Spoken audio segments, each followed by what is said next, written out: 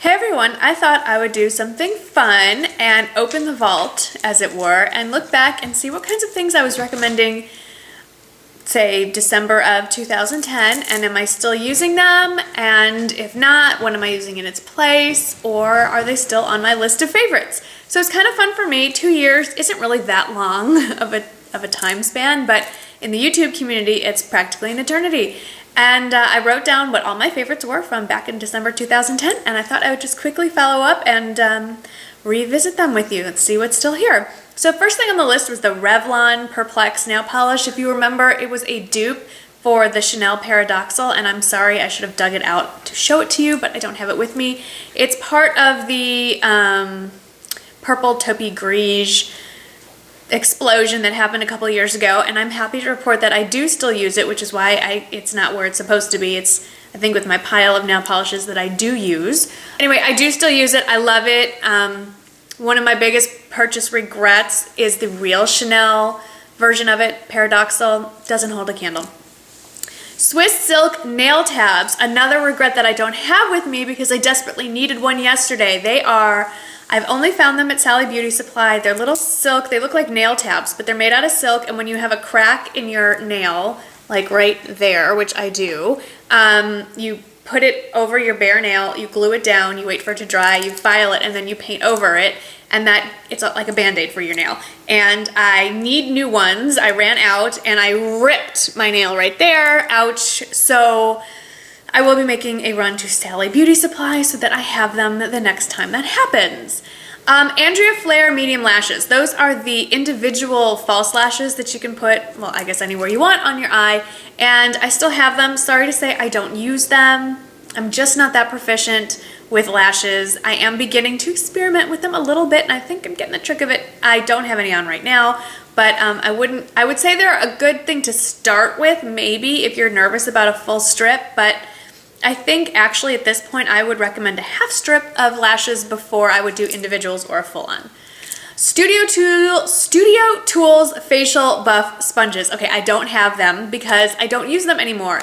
They are like small round emery boards for your face. I mean, I don't know what I was thinking recommending those. What was I thinking? You know, the idea is you're exfoliating your skin, but in reality, that can't be good. I mean, we've all kind of moved on, I think, from there. Most of us are now using the Clarisonic or something like it. I have even toned down my Clarisonic usage. I used to use it twice a day. Now I use it maybe once or twice a week, and I'm relying more and more on chemical exfoliants instead of physical exfoliants, and we will talk about that in another video. Neutrogena makeup wipes, still a huge favorite.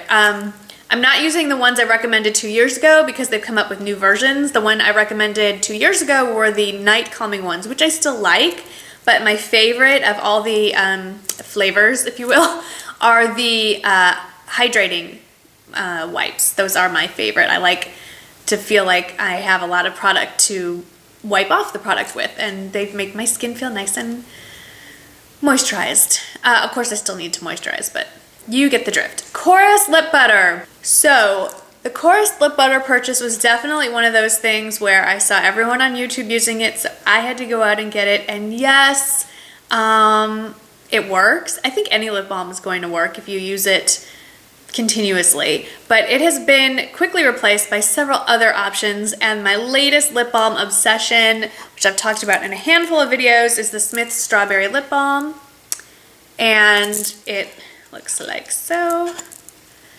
And while one of my criticisms of the Chorus lip butter was that you had to stick your finger in it, you also have to stick your finger in this. The difference being the Chorus lip butter is very small and narrow, and I'm shedding, and you really have to dig in there to get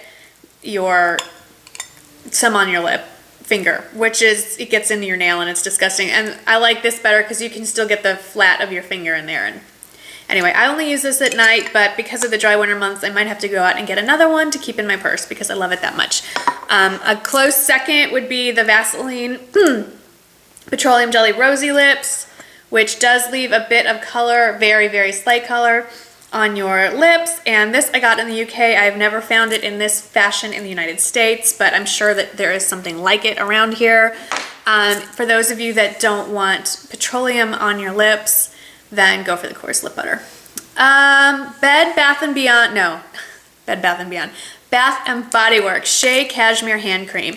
I'm embarrassed to admit that I kind of forgot it even existed. That is the problem with being a person who makes videos on YouTube, is you're always looking for the next best thing, and sometimes I forget the oldies but goodies. And I ran out of my Shea Cashmere Hand Cream from Bath & Body Works and went on to experiment with other things.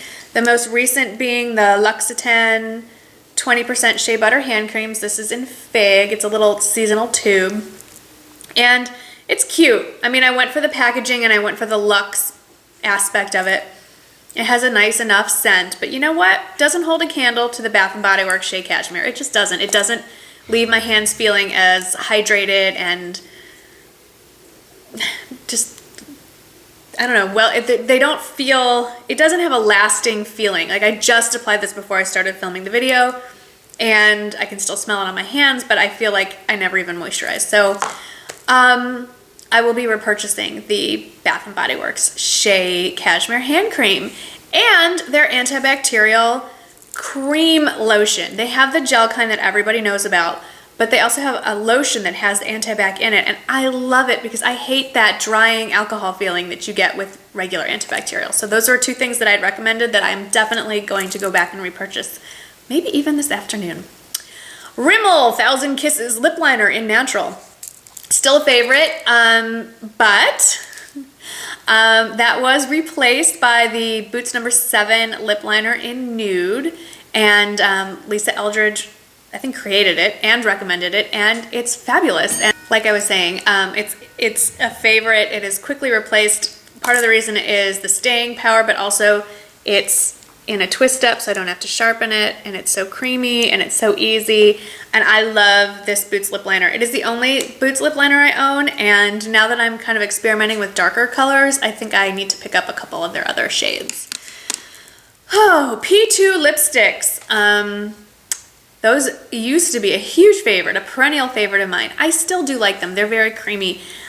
I stopped using them mostly because you can only get them in Germany, and unless I hate having to wait for someone else to get it for me and ship it to me. I feel indebted to them. I hate that feeling. If I want something, I just want to be able to either get online and order it, or even better, just go to the store and pick it up. And so while I still love the P2 lipsticks, there are just so many great options available to me in the United States or online that I just kind of just let them go. Now, if you can get your hands on P2 lipsticks, they're fabulous. They are creamy, moisturizing. I think the closest dupe to what they feel like on your lips and the pigmentation are the YSL Rouge Veloped lipsticks. Seriously, that's how amazing they are. P2 is like €2 and YSLs are more. Essence Nude Kiss. That's another one that sort of fell by the wayside, and it's a great lipstick. There's really no reason whatsoever why I stopped using it. I just found new ones, other colors, other shades, but it's still in my drawer on rotation. It just doesn't get used as much lately.